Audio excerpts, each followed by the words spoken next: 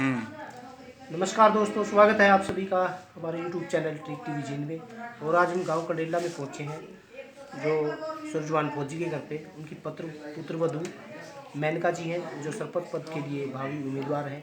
उनसे बातचीत करेंगे कि उनके मन में कैसे ख्याल आया सरपंच बनने का। तो सबसे पहले राम राम जी। राम राम जी। आप सभी को रेड्डू परिवार की तरफ से, आप चैनल वालों को और सभी जो हमारी वीडियो देख रहे हैं उनको राम राम जी। तो जी मैडम, आपके मन में ख्याल कैसे आया सरपंच बनने का? देखो जी, गांव में बहुत से काम है जो हमारा करवाने का मन है। अगर हम राजनीति में नहीं आएंगे तो वो काम हम नहीं कर सकते, इसलिए हमने सोचा क्यों ना भाई सरपंच पद पर ही ये काम करें। तो गांव वाले आपको मौका देते हैं, सरपंच बना देते हैं। हाँ जी। सबसे पहले आते ही आप गांव में ऐसे कौन से काम है जो विकास के हैं जो करेंगे आप? बहुत सारे काम है जी वैसे तो, लेकिन मोटे मोटे मैं काम आपको बताती हूँ। जैसे हमारे गांव में कुएं, तालाब, नाले बना रखे हैं, लेकिन उनमें निकासी होने का, पानी की निकासी या गंदा पानी निकलने का कोई साधन नहीं है। हाँ जी हाँ जी। जैसे सफाई वाली लगा रखी हैं, 4 हैं, उनसे सफाई नहीं होती, वो चारों लेडीज हैं। तो हम डीसी साहब से रिक्वेस्ट करेंगे, जब हम सरपंच पद पे आ गए तो हम ये रिक्वेस्ट करेंगे कि जी 4 जेंट्स और एक ट्रैक्टर, जिससे हम ये पानी की निकासी करवा सके, हमें ये सुविधा दें। तो गांव के अंदर अलग से गांव को जैसे मॉडल रूप में बनाया जाए, किसकी तरफ पे आप बनाना चाहते हैं? देखो जी, मैं 6-7 साल से चंडीगढ़ में रह रही थी। वहाँ का माहौल देखा, वहाँ की साफ सफाई देखी, वहाँ के पेड़ पौधे देखे। मतलब अब मेरा मन है चंडीगढ़, मतलब मैं अपने गांव को चंडीगढ़ जैसा बनाऊं। हाँ जी जरूर। तो लड़कियों के लिए क्या खास करना चाहेंगे सरपंच पद पे? जैसे लड़कियां बाहर जाती हैं ट्यूशन के लिए हाँ जी। और कोचिंग सेंटर के लिए, कंप्यूटर सेंटर, मशीनें सीखने, तो उनके लिए गांव में अलग से क्या सुविधा आप पंचायत की तरफ से करना चाहेंगे? पंचायत की तरफ से जी बहुत सी लड़कियां ऐसी हैं जी जो बाहर जा नहीं सकती। हाँ जी। बहुत से परिवार ऐसे हैं जो अपनी बेटियों को, बहुओं को बाहर नहीं भेजना चाहते। हाँ जी। तो मेरे मन में विचार है कि क्यों ना गांव में एक ITI बनवा दी जाए, जिससे उन लड़कियों को, उन बहुओं को वो सुविधा मिल सके। जैसे वो सिलाई कर सके, ब्यूटी पार्लर खोल सकें, रसोई का काम सीख सकें, सिलाई, कढ़ाई, बुनाई, मतलब उसमें हम कुछ भी काम सीख सकते हैं। तो इससे गांव की लड़कियों को, बहुओं को काम भी मिलेगा। और जो खिलाड़ी होते हैं गांव के अंदर, जो साथी हैं खेलने वाले, हाँ जी, उनके लिए क्या अलग से सुविधा है? यहाँ स्टेडियम बनवा तो रखा है जी, लेकिन उसमें भी कुछ खास सुविधाएं नहीं है, ऊंच नीच है। जैसे रनिंग भी नहीं कर सकते उसमें बच्चे। मैं देखने गई थी एक खेलना दिन। तो दूर है। हाँ जी, खेलना तो दूर की बात है, वहाँ रनिंग भी नहीं कर सकते। जैसे पुलिस की भर्ती, फौज की भर्ती, इनकी जो तैयारी करते हैं ना, तो वो तैयारी नहीं हो पाती जी अंधेरे में। हाँ जी। गड्ढे पड़े हैं उन स्टेडियम में। लाइटें वगैरह कुछ हाँ जी हाँ जी। तो उसको आप सरपंच आते ही उसमें व्यवस्था बदले? हाँ जी जरूर करेंगे ये व्यवस्था भी। और जैसे मंदिर है, मस्जिद है, जो भी है हमारे, हाँ जी।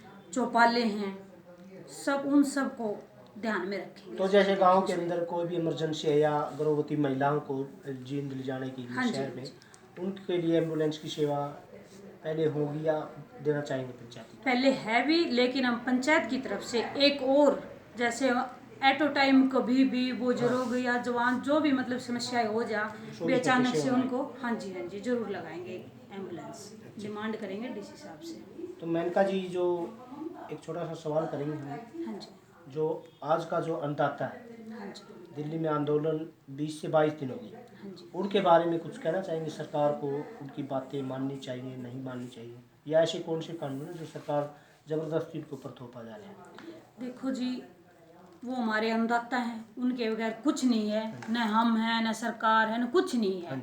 जब मतलब वो हमें रोटी देते हैं, अन्नदाता ही रोड पे आ गया। हाँ जी तो वही इससे रोड पे आ गए। उससे बुरा क्या होगा? उससे बुरा कुछ नहीं है जी।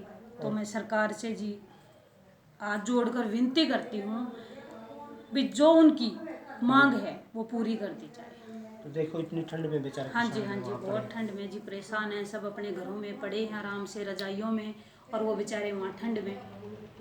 तो जी गांव के सरकार से- युवा साथियों को या गांव के लोगों को क्या ऐसा संदेश देना चाहिए जो एक ऐसा लगे कि हाँ संदेश दिया है? संदेश तो यही है जी कि आजकल रोजगार नहीं है किसी के पास। हाँ जी। वो बेचारे क्या करें, बैठे बैठे नशा कर लिया, घूमे आए, फिर आए, चोरी कर ली, डाका मार लिया, यही चल रहा है आजकल गांव में बिल्कुल, क्योंकि उनके पास रोजगार नहीं है जी। नहीं, रोजगार तो नहीं है, तो नशे के ऊपर आप क्या कहना चाहेंगे? नशे से बचना चाहिए। नशे में नशा रहना चाहिए। बंदा जी जब स्ट्रेस में हो जाता है नशा तभी करता है, क्योंकि उनके पास कोई काम नहीं है। अगर बंदे के पास काम होगा तो वो नशा क्यों करेगा, वो अपने काम में बिजी रहेगा।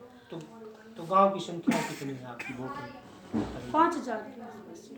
तो कितने यहाँ पे सफाई वाले लगा रखे हैं और कितने की मैं जरूरत है? सफाई वाले जी यहाँ पे 4 लेडीज हैं जिनसे सफाई नहीं होती जी। अच्छा। नाले भरे पड़े हैं, क्यों क्या करेंगी लेडीज, सफाई नहीं कर सकती, आप कसौले अपने नहीं होती। पंचायत की तरफ से क्या अलग से पंचायत की तरफ से जी मैं कोशिश करूंगी यहाँ पे ट्रैक्टर लगवाया जाए, 4 जेंट्स लगवाए जाएं जो उनकी हेल्प कर सकें, कूड़े को गंद को बाहर निकाल सके गांव से। गांव में निकासी नहीं है अलग से गंदे पानी? निकासी नहीं जी, रुकी हुई है, सभी नाले रुके हुए हैं। अच्छा जी। तो लेडीजें कैसे निकालें, लेडीजों से नहीं होता ये सब। तो गांव की निकासी के लिए अलग से कुछ तालाब वगैरह बनवाओ? हाँ जी जरूर जी। पंचायत की जमीन होगी? पंचायत की जमीन है जी, बहुत सी ऐसे पड़ी है जी, वो हाँ, बेकार ही पड़ी है, तो उसमें- क्यों ना हम उसमें सुविधा लें। हाँ जी। और पानी की सुविधा या लाइटों की सुविधा ऐसी अलग से? लाइट पानी की तो जी सुविधा है भी, हमारे सरपंच साहबों ने करवा रखी है, लेकिन इससे भी और बेटर करवाएंगे जी। हाँ जी। चलो, ठीक है, ये आज का हमारा इंटरव्यू था और बहुत अच्छा इंटरव्यू रहा। मेनका जी से भी हम ये कहेंगे सरपंच बनने के बाद अच्छे काम करें, ना रिश्वत ले ना रिश्वत ले। नहीं जी, मेरे को रिश्वत खाने की जरूरत ही नहीं है। अच्छे जी। मेरे 1.25 लाख महीने का आता है जी अच्छा। तनख्वाह। 2 पापा लेते हैं, हस्बैंड लेते हैं, देवर लेते हैं। आपको तो सामाजिक सेवा करनी मेरे को सामाजिक सेवा करनी है जी, मेरे को पैसे की कोई कमी नहीं है जी। 1.25 लाख रुपए महीना आता है जी, पर मैं अपने गांव के काम करवाना चाहती हूँ जी, मुझे एक पैसा नहीं चाहिए जी। है। ठीक है जी, जय हिंद।